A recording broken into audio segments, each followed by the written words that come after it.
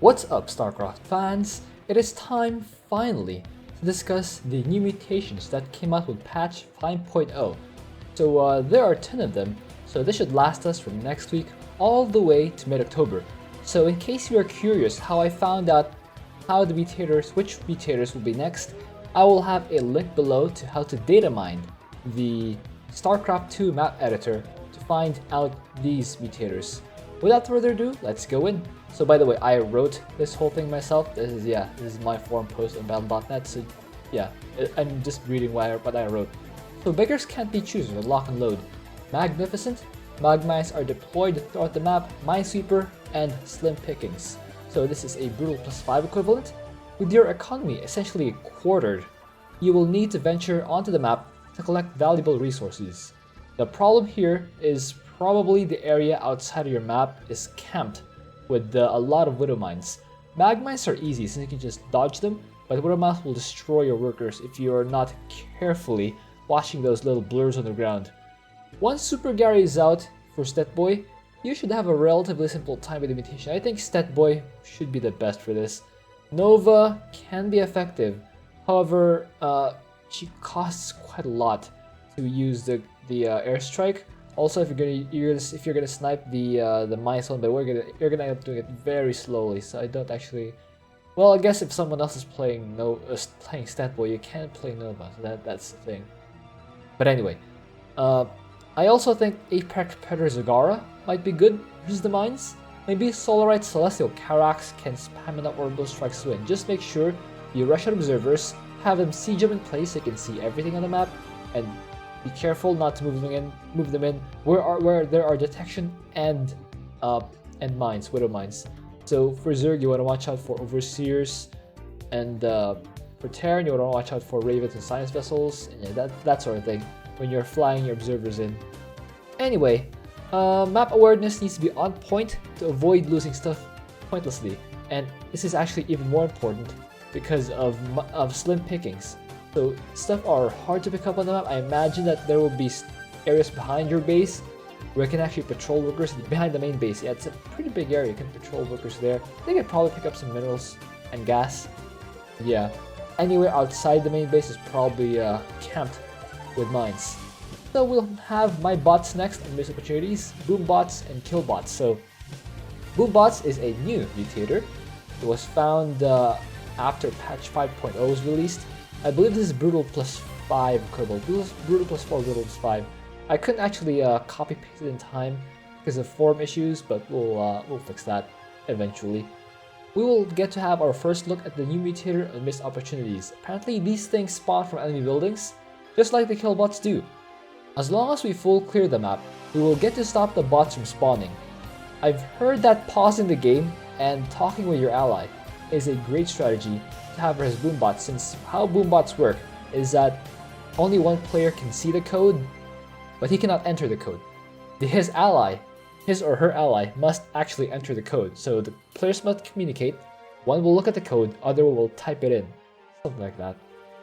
And then yeah, playing as Zerg is a great strategy for Killbots, almost regardless of which Zerg commander you're playing, because Abathur can use evolution chambers, Kerrigan, Stetboy, Stukov, yeah, they have units that can actually feed the Killbots. If Artanis is the only commander you have, you better start besieging him, because you need Archship Commander, so that Artanis will be playable on this mutation.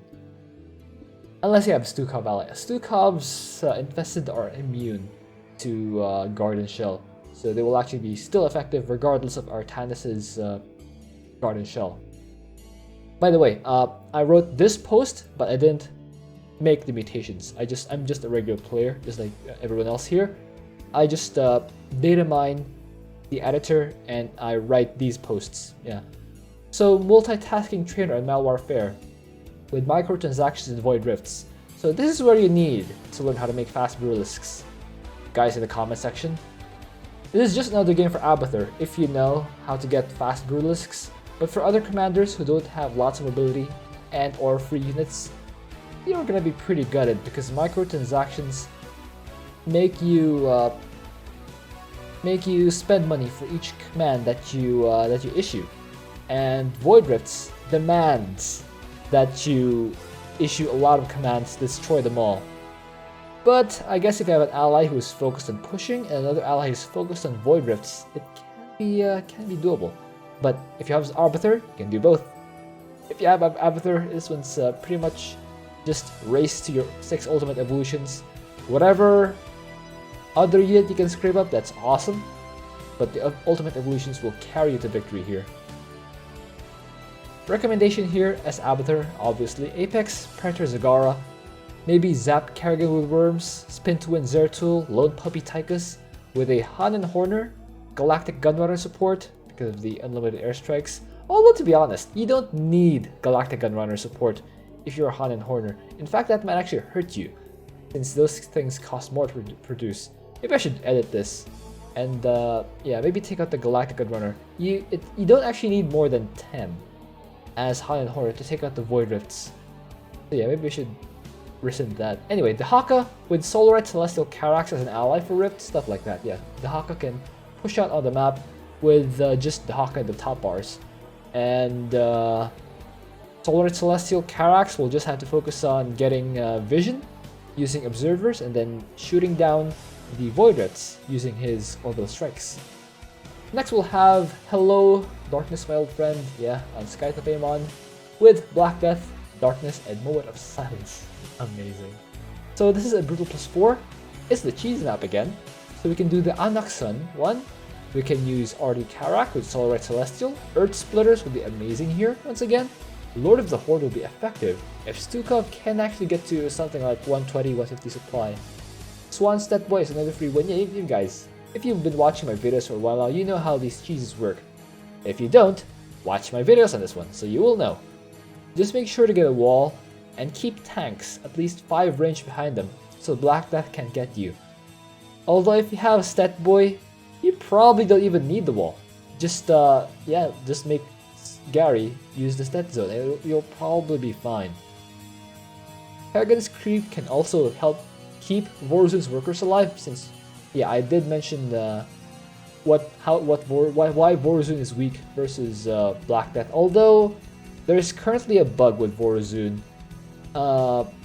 The first Prestige, I think the one with Dark Pylon, forgot what it's called. It automatically applies regardless of which Prestige you are using, and you still have Dark Pylon recall. So it's actually pretty funny. You can use the third Prestige and still have the benefit of the first Prestige. Will teleport to the nearest nexus or something. So you will actually have a means to avoid having your main mineral line entirely infected. Although that being said, still be careful. If you can get a Kerrigan ally or a Statboy ally, if you're a Vorzun, do get them because you will need a green zone and or a Kerrigan creep to stay alive. So yeah. Next up we have Off One Mind on Rifts to Core Hall. Look at these guys. Boombots, Polarity Sharing is caring. The name does make a lot of sense. All 3 mutators force allies to be on the same page all the time. I'm surprised they didn't pick Cradle of Death, Lock and Load, or Chain of Ascension for this one. I would recommend pairing with other supply cap commanders like Zeratul and Nova, and maybe Zigara and Tychus, something like that. And yeah, 200 supply cap commanders with each other, for example Artanis and who's the other 200 supply cap one who's automatically? I think Dahaka? Yeah, something like that. Artanis and Dahaka. Yeah. So yeah, other auto max commander with each other to minimize supply woes. Whoever can hero solo should just hero solo to let your ally have more supply. Because yeah, heroes in co-op are very strong. You can solo maps using just heroes if you're good enough. I also foresee a lot of pain on the solo queue for this. The hard counter to Polarity and Boombots is competent allies. So definitely recommend finding those. You guys have 5 weeks to find a competent ally. Start hitting the solo queue right now. Look for people. If you see someone who's competent, just chat them up, add them as a friend, let them know that there is a mutator coming that will require all the cooperation between you and your ally. So yes, 5 weeks guys. You have 5 weeks to do this Brutal +5. Look for an ally, do it. Next up, we have Blasting Off Again. Where have I heard that before? Going Nuclear, Lava Burst, and Power Overwhelming. Yeah, lots of splash damage. Nukes, lava, and random spells from enemies. Lots of splash damage here, targeting big armies. I'm leaning toward going hero solo for this one, as with the last one. Maybe Hyperion spam for Rebel Rainer would work. That's a tongue twister. Desolate Queen Kerrigan and Spin to Win Zeratul might work for a hero solo. Maybe we can even throw in a Apex Predator Zigara. I'm actually, yeah. So far, for these mutators, Apex Zigara sounds like a very attractive choice for all of them so far. And Lone Puppy Tychus, of course, hero solo. Yeah, Abathur and Dehaka will be amazing as usual. Vorzun could stop waves and stuff for her allies. Nexus Legate can let Ardor or Tannis get out of really tough situations with just warping your whole army elsewhere or even back to base if you have no choice. I might give that a shot. Yeah, this one looks like difficult for big armies, but you have options, especially if you have Prestige on. Anyway, next we have Enter the Nexus in Cradle of Death with Blizzard and Heroes from the Storm. Normally on Cradle of Death, you can go light on base defense since the enemies will go up the ramp, but with Heroes joining the waves, you might need more firepower, especially when Nova arrives because you will need to intercept her before she nukes the ramp defenses. Absolutely recommend it. If on the later stages of the game, absolutely recommend intercepting the attack wave because they will have Nova, and you don't want to get your ramp nuke because it will hit your base as well. So yeah, just that. Those are my thoughts.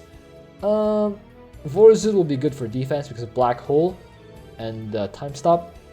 I do actually recommend having Vorzun if you can get her. Actually, even yeah, I think regardless of what prestige you're using for Vorzun, Black Hole will be amazing. Maybe the third prestige even will allow you to just use Shadow Guard constantly and just instant army. Pretty good, especially against heroes. Abathur will be great in general because he's the best, he's the strongest. Infiltration Specialist Nova, Merchant of Death Arcturus, Zap Kerrigan, Lone Puppy Tychus will be great for clearing bases. This might be one of the times where Knowledge Seeker might actually be needed rather than overkill for Zeratul. You remember the game, right? I played as Knowledge Seeker Zeratul, and oftentimes my army was just so overkill that I didn't get to fully flex my army's power because they just killed the enemy instantly. They were like a top bar, except permanent. So here, with enemy heroes, you might actually need the firepower afforded by Knowledge Seeker. All those plus upgrades will be amazing for Zeratul, especially against heroes who have double lives, aka Artanis, and the hero that you need to burst in quickly before they get their nukes off, aka Nova.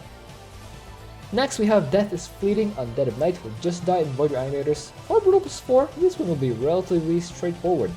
I see Han and Horner doing Han and Horner things with character Swan. Again guys, in my opinion, you can do Galactic Gunrunners for a meme, but the important thing here is if you want to minimize your ally's pain, as Han and Horner, if you have a Carax or a Swan ally who just wants to get this over with, I do recommend just going for the vanilla Han and Horner or even the Chaotic Power couple. Just spend your gas immediately because once you get your 10 strike platforms up, you don't really need any more than that. Because the 10 strike platforms cost 1,000 or I think 2,000, no 1,000 gas. With Galactic Gunrunners it will cost 2,000 gas and therefore take twice as long. So yeah, ironically, Galactic Gunrunners might end up costing you rather than helping on a mutation like this because of the speed of how you get them, or not. But if you guys like memeing, if you and your ally are aware that it is more expensive than it's worth, but you still want to do it, sure, fine. As long as you know that it is not the best strategy, but you still want to do it, you're fine. I'm just saying that if you want to optimize, I do think that skipping Galactic Gunrunners and going for the Chaotic Power couple might be a better option. We'll have next Mass Manufacturing and Part and Parcel. So many Brutal plus 4s and plus 5s in this set. We'll have Poopagators and Void Rifts. Oof. This one is definitely a speedrun challenge. Void Rifts and Poopagators both get worse the longer the map goes on. If you want fewer rifts and fewer poops, you will have to complete the map faster. Abathur, Han and Horner, Zigara are good voices versus Voidrifts, and Vorazun, Nova, and Raynor are effective versus Poopagators. A piece of good news is that the Poops are slow, since there's nothing that actually buffs the Poopagators, so a lot of commanders can actually fight them. I do expect a lot of difficulty here though, because yeah, Voidrifts require early firepower. The first Voidrift still spawn in 2 minutes and 20 seconds, so you will need to get some units for that. Which is why, yeah, the commanders that I say are effective versus, especially Abathur. Abathur is just amazing versus Voidrifts. He's so incredibly good. I do expect a lot of difficulty here. I might be forced to do a video with commentary from replay, because rather than live, because the Voidrifts and Poops require a ton of attention paid to them. Although for Zigara, so with Zigara, you can actually make a trade-off. You can either pick the Scourge Queen one or the Apex Predator one. Both of those I think are very good versus Voidrifts, but I do recommend, if you want to also take care of the Poopagators, that you get Scourge Queen, just because the Scourge Queen allows you more units and more Banelings to bust down Poopagators with, while sending other Banelings across the map at Voidrifts. And yeah, I think Scourge Queen might be excellent for this one for Zigara. Although, if you have the micro for it, Apex Predator is also pretty good against Voidrifts. Next up we have Fire in the Hole on minor evac, actually the last one. Boombots, Boombots and Missile Command. There are 2 ways to deal with Missile Command. For commanders with excellent static defense, just put static defense all on your base. The ones I'm thinking of are Stukov with the bunkers, Swan with the splash damage turrets, Raynor if you can get guys in the bunkers, the hit scan commanders, because later on the missiles will send point defense drones and they will block just regular cannons or turrets. So yes, those commanders that I mentioned should be able to deal with missiles just fine. For other commanders, you can spam random buildings elsewhere to draw them away from missiles. The Boombots will throw a weird curveball, but I think the pause function will once again be very good for it. Stukov, I think would be very popular here, since he can just spam tanks and bunkers, solve the map and the missiles. And of course, yeah, Boombots just pause the game and you should be fine. So guys, those are the mutators we will have for this set. We will have them until October, so Blizzard has until then to come up with new mutators. And yeah, lots of difficult ones here. I expect that, Brutal plus 5, 4, 5, 4, 5, 4, 4, 4, 5. Sheesh, lots of difficult ones. Yeah, I will get videos out, although one thing to note, making 6 advanced videos every week for commanders is actually getting quite stressful, especially this week, since I'm quite busy with work and of course prestige grinding. So I think for now, until maybe I get prestige up on both NA and Asia server, that I will do only 1 video per week. I'll try to grind as fast as I can, but I don't think 2 videos a day, 2 advanced videos per day is gonna be feasible for me for the early ones. Although that being said, yeah, I don't think there are a lot of good commanders I can choose from here anyway. I think it's best for my sanity that I do stick to 1 video per day on these ones. But yeah, that's gonna do it for me, guys. Later on, I think I might have another video, not sure, don't count on it, but I might try to squeeze out another video for today. Alright guys, see you later.